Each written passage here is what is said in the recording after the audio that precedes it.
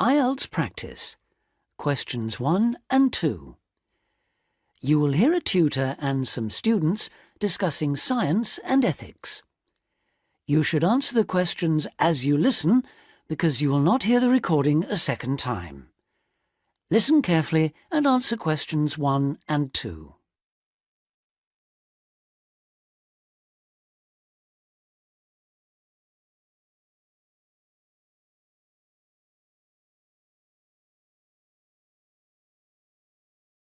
And answer questions 1 and 2. In the 19th century, scientific discoveries took a long time to produce any actual applications, and scientists might have had a case for giving little thought to the social or environmental impact of their work. That all changed in the 20th century, with the huge advances first in physics and then in biology. Science started to play a much more important role in our lives, and the relationship between scientists and society became much closer. Many scientists became increasingly concerned about the ethics of what they were doing, as they quickly saw the consequences. The benefits, such as vastly improved crop yields and the eradication of diseases like bubonic plague, but also terrible damage in the form of pollution and chemical weapons. Yes, but some scientists still claim even today that their only duty is to make public the findings of their research. They need to do that, of course, but I think the key points are that they ought to stop making any distinction between pure science and applied science, because in practical terms it no longer exists. And also they must accept full responsibility for the consequences of their work. Now listen and answer questions 3 to 10.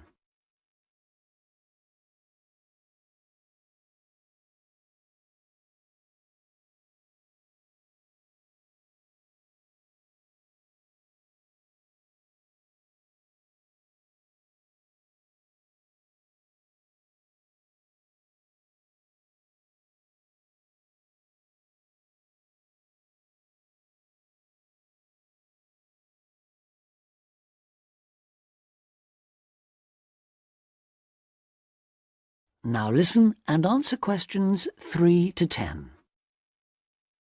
Let's explore that last point a little further. How can scientists put that responsibility into practice? By educating the public, particularly through the media and at the workplace. Another thing they must do is advise on what might one day go wrong as a result of what they're coming up with now. That seems essential. And just as importantly, if and when things do go wrong, they need to sort them out, especially where the fault lies with the original research. How do you feel about the international role of scientists, given that their work crosses frontiers so readily? I think it gives them, or at least should give them, a global view. In this respect, some of them are better placed than many politicians to see how new discoveries are likely to affect particular parts of the world. But will the politicians listen? Probably not. But I'm not suggesting getting involved with politics or politicians. Much better to raise the public's awareness of scientific issues so they can put the pressure on at election time.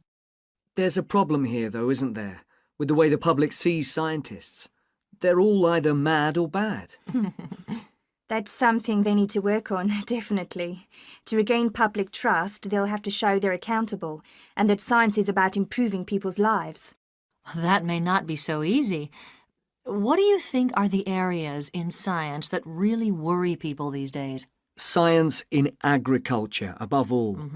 There's been all this media hysteria about Frankenstein foods, but there is a genuine issue here. Whether adding specific genes to plants is a valid way of increasing food production, or whether it risks the appearance of new diseases, of superweeds and pests. Which links it to another controversy, using chemicals to control pests. And that's something else that was at first thought to be harmless, but we now know that the careless spraying of crops has led to all kinds of health problems for people. Plus a devastating loss of biodiversity, with huge numbers of insects, birds and mammals simply disappearing from the countryside, fish dying in poisoned rivers and so on. And of course, if we're talking about death on a massive scale, then we have to mention the role of science in enabling the military to wage chemical and biological and nuclear warfare, which has destroyed life in so many parts of the world. Okay, I think we've identified some major topics there. There's something I'd like to add, if I may. Sure, it's important for scientists and future scientists to talk about major issues like these, but we might also want to look at what we can do or not do in our everyday lives, particularly as many of us will be earning more money than we actually need for basic necessities.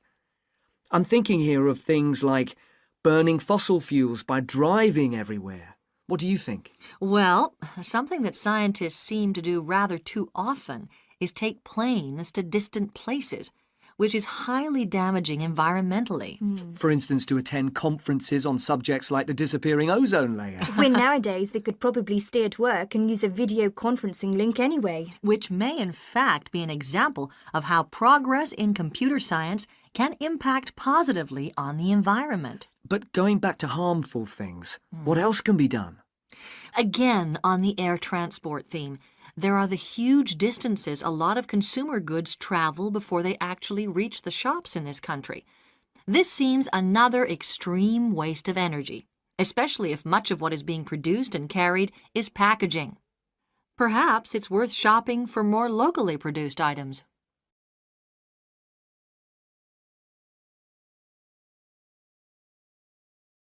That is the end of part 1. You now have half a minute to check your answers.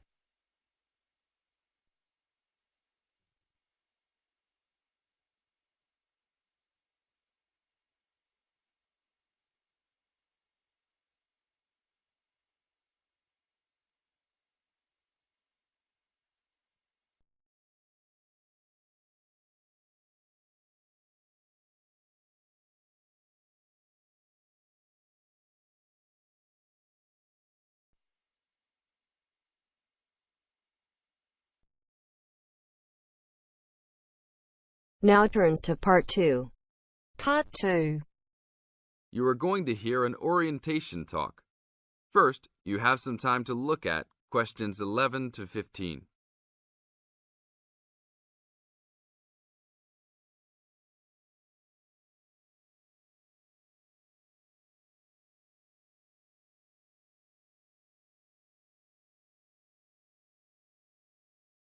Now listen to the tape and answer questions 11 to 15.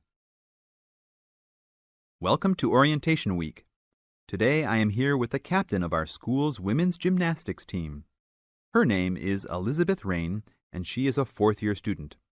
I hope you can all see her as an example of a responsible student and athlete, a role model for everyone. Hi, Elizabeth. Thank you for stopping by our Orientation Week. Thank you for having me. Welcome to our university, everyone. If there are any of you thinking about joining our school's athletic program, I would strongly encourage you to do it. Being a part of the gymnastics team has been one of my best experiences during my time at this school. It has taught me so much about teamwork and friendship, and has even taught me how to improve my academics by prioritizing my time. I have some questions that I am sure the students will want to know the answers to as well. First of all, how did you find the time to do well in classes as well as train for gymnastics? Prioritizing is the key. You must be very organized. Every day I wake up and I know what I must do for the day. I plan things in order of importance. For example, if today I have a competition for gymnastics in the afternoon, then I know I have to finish my homework and studying in the morning. In other words, keeping an organized schedule of your priorities is very important. Can you explain to the students a little bit about your study habits? Well, I usually try to take classes that I'm interested in. This way, I have no excuse not to study because I chose the classes out of my own preference. I separate my study time by class. For example, if I have 5 classes for this semester, I will study for 1 class a day from Monday through Friday, and then review for all of them on the weekend. I won't try and study for all 5 of my classes at one time. It is too hard to do that, to remember everything and not feel like you are going crazy. It is very important to focus the time that you set aside for studying.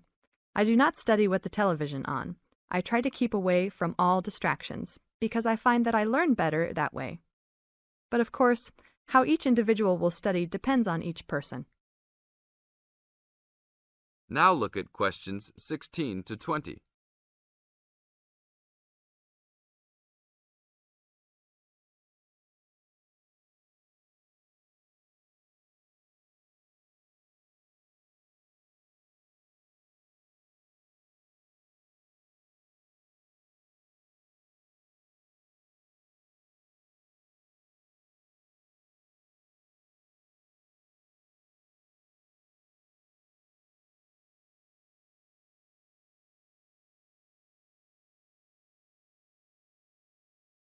Now listen to the tape and answer questions 16 to 20. That sounds like good advice. Let's talk a little bit about your gymnastics career.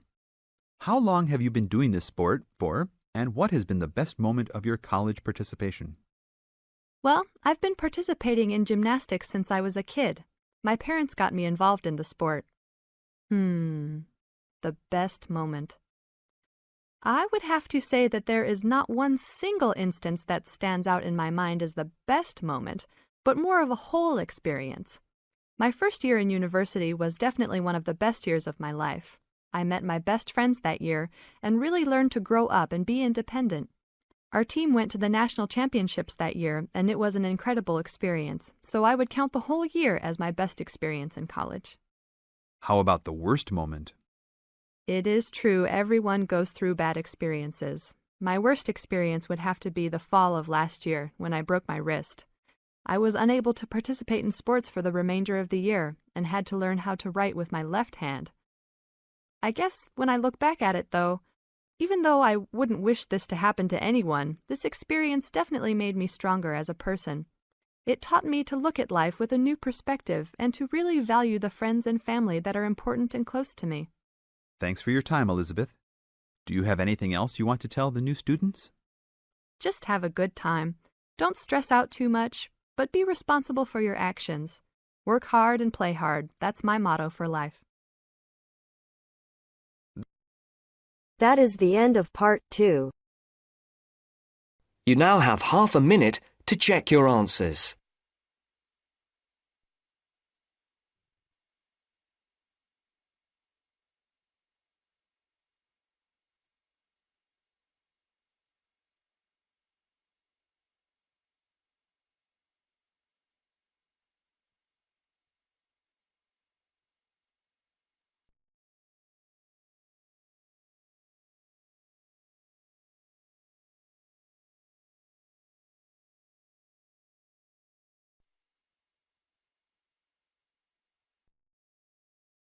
Now turns to part 3.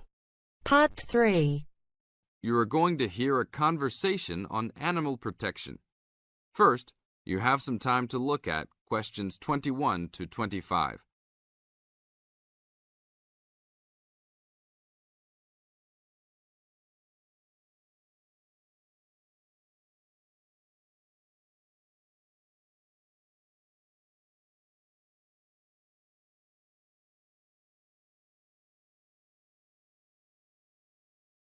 Now listen to the tape and answer the questions.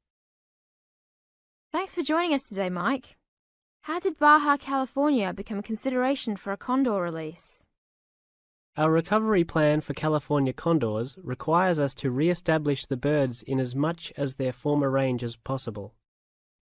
Baja, being the southernmost recent range for the California condor, works well in that they were only recently lost from the area, mid-1930s, and considerable habitat still remains. It is very isolated with very few people in the area. The mountains are spectacular, ranging up to 10,000 feet, or 3,000 meters. Our selected release site is at nearly 8,000 feet, 2,400 meters. Mike, how many birds do you envision flying free in this area, Baja, in the future? We will be releasing 4 to 8 birds on a yearly basis and will reconsider the situation when we have 20 birds in the area. What age do the birds have to be before moving them? That's a good question. Typically, we move them at 8 months to 18 months old, Birds are ready to fledge, or leave, from the nest at 6 to 7 months of age. In our current release group in Baja, we have birds as old as 30 months. It will be interesting to see how they behave. I expect that they will want to range more than younger birds and make it challenging for us to keep up. Is there a maximum number of birds a certain area can support? Yes, it's called the carrying capacity for any area, for any species. In our case, our strategy to find that number is to saturate the environment to a level where we determine that the birds are showing difficulty either in finding food, behaviourally, or in survivorship. That level is greatly determined by the availability of food in the area and nesting possibilities.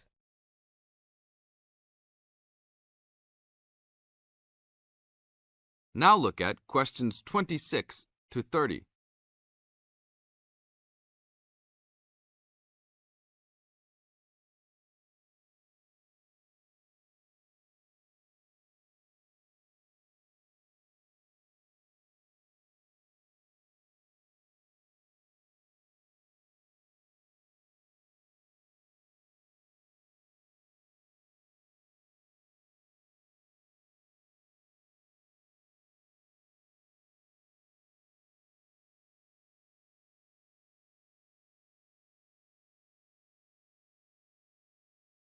As the talk continues, answer questions 26 to 30.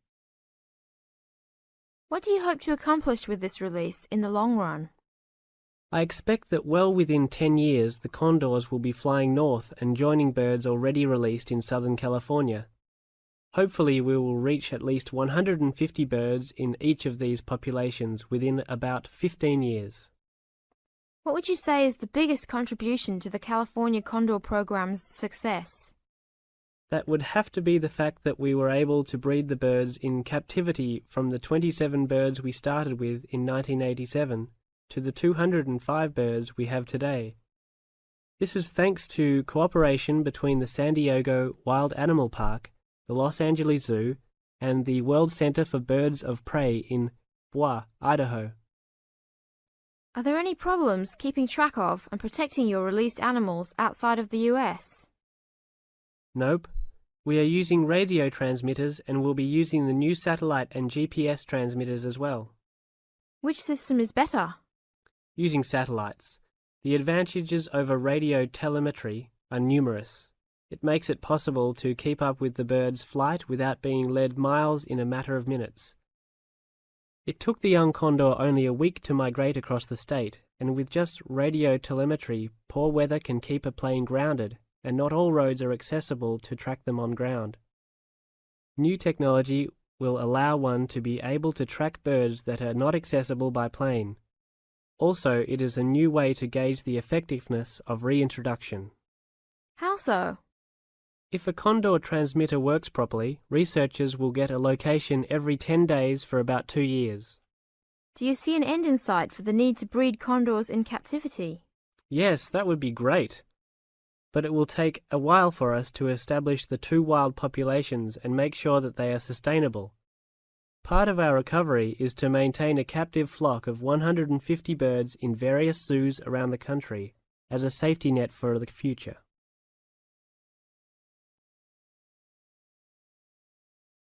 That is the end of part 3. You now have half a minute to check your answers.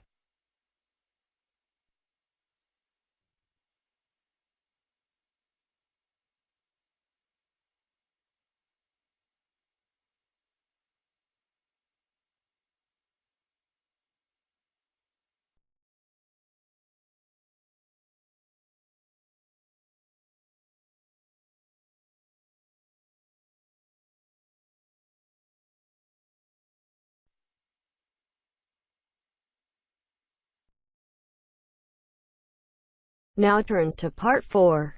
Part 4. You will hear a tutor giving some business students instructions about a finance project. You now have 30 seconds to read questions 31 to 36.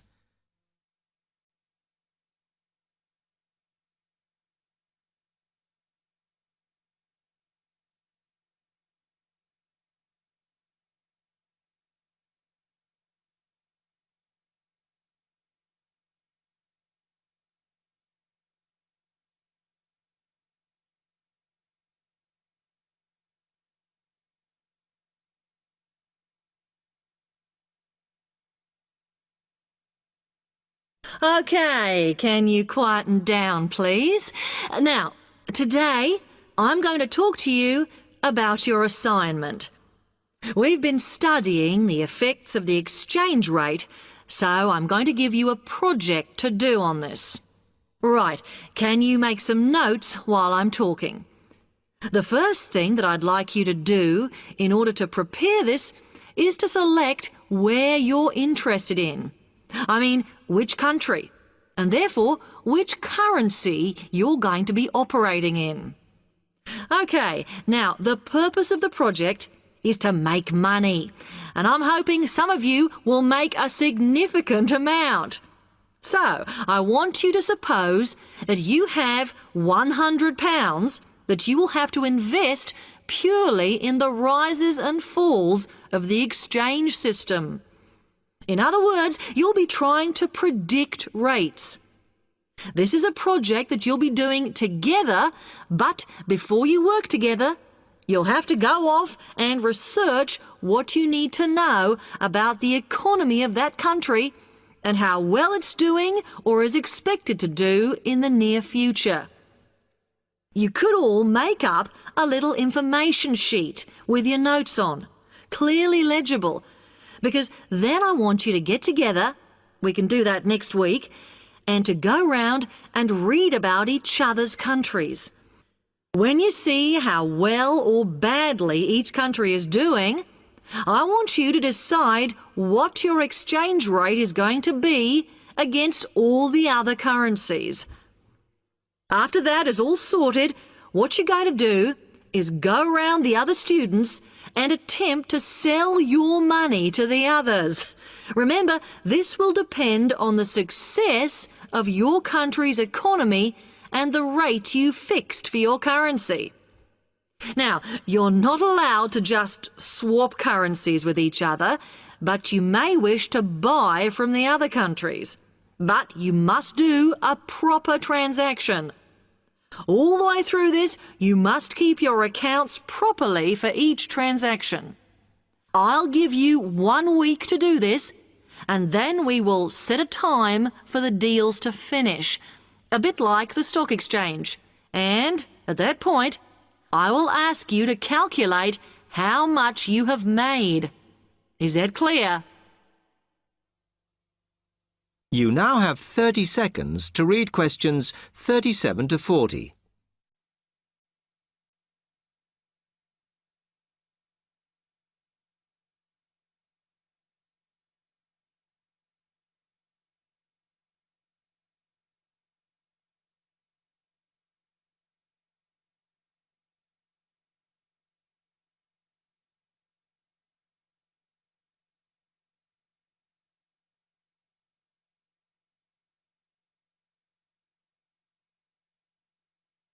Okay, now before you begin that, there are a few things I want you to read up on to prepare. You need to look at the economies of the UK's main trading partners. I don't mean all of them, because that would be over 80, but just the 29 principal ones. There are summaries in the last 3 books on the book list I've given you. And so that you can practice applying the criteria on assessment I gave you, I'd then like you to focus just on one sector across all the countries. The most common one across every country is farming. But as much agricultural produce is for domestic consumption, I'd like you to look at manufacturing.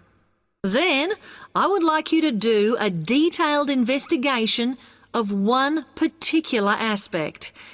I was going to give you a choice, but I think as we've just started the course, it's better if we all look at the same thing and then we can discuss it in the seminars.